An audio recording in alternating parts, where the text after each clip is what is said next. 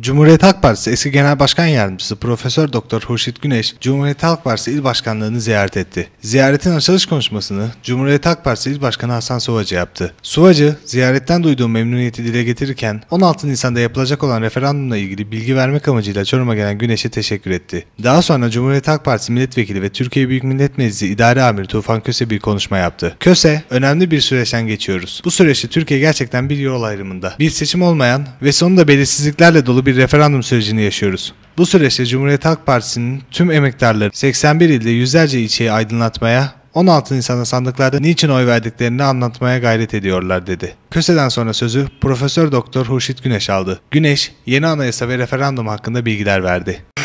Bugün de siz buradasınız. Çorum halkına bu referandum olaylarını açıklayacaksınız.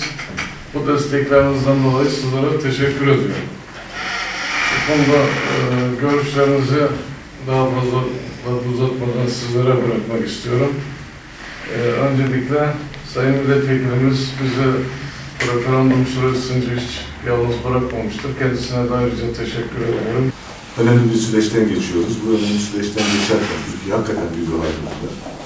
Bir seçim olmayan ve sonu da belirsizliklerle dolu bir referandum sürecini yaşıyoruz. Bu süreçte Cumhuriyet Halk Partisi'nin emektarları bütün Türkiye'de 81 ilde, yüzlerce ilçede emeklerini esirgemeksizin 80 milyon insanımızı aydınlatmaya ve 16 Nisan günü sandığa gittiklerinde ne için oy kullandıklarını bilerek oy vermeleri için gayret gösteriyorlar. Türkiye sadece CHP'lerin değil, sadece MHP'lilerin değil, bütün partilerin, AK Partilerin de kaygı duyması gereken bir noktaya doğru, bir karanlığa doğru hızla savruluyor.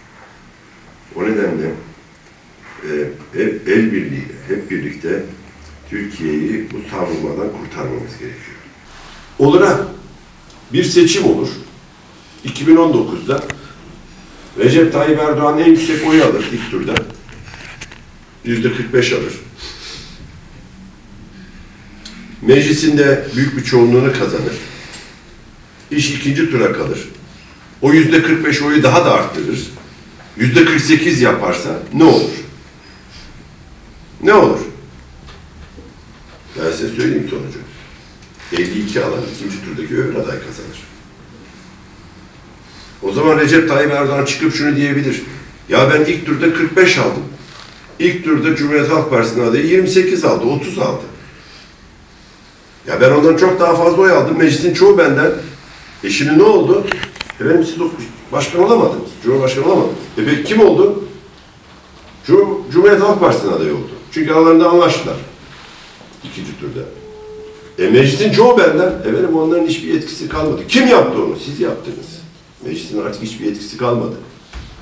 Yani o kadar benim 350 milletvekili orada boş yere mi oturacak? Boş yere oturacak.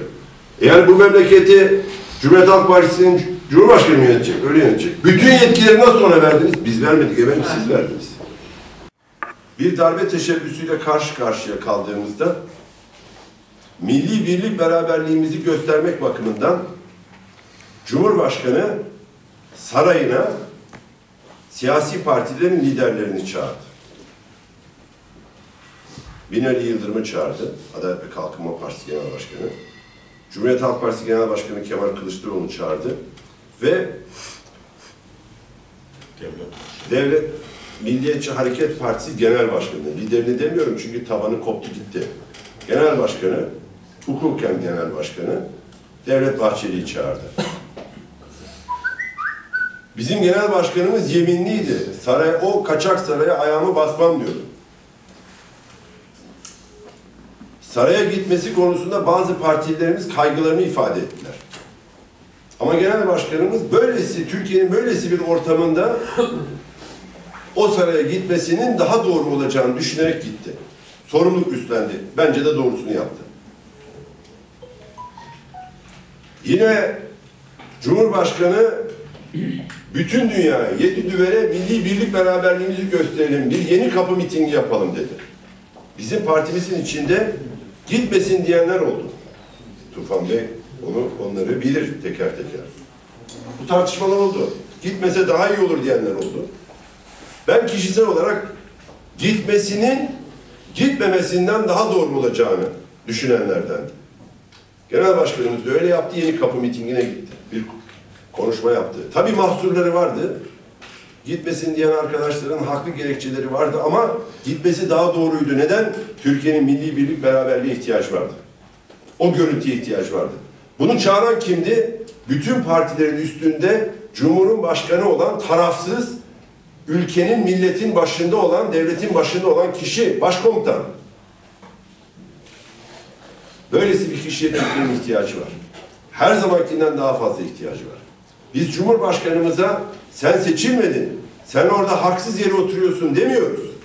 Biz Cumhurbaşkanına tarafsız bir Cumhurbaşkanı ol. Bütün milletin Cumhurbaşkanı ol. Sadece Adalet ve Kalkınma Partilerinin Cumhurbaşkanı olma diyoruz. Türkiye'de 6.300.000 işsiz vardır. Türkiye'de 2.800.000 genç işsiz vardır. Gençlere seçilme hakkı veriyorum diye kimse kimseyi aldatmasın. 10 kişi değil 50 kişiyi milletvekili yapsan o gençlere iyilik değildir. 2.800.000 gence iş bulursan gençlere iyilik olur.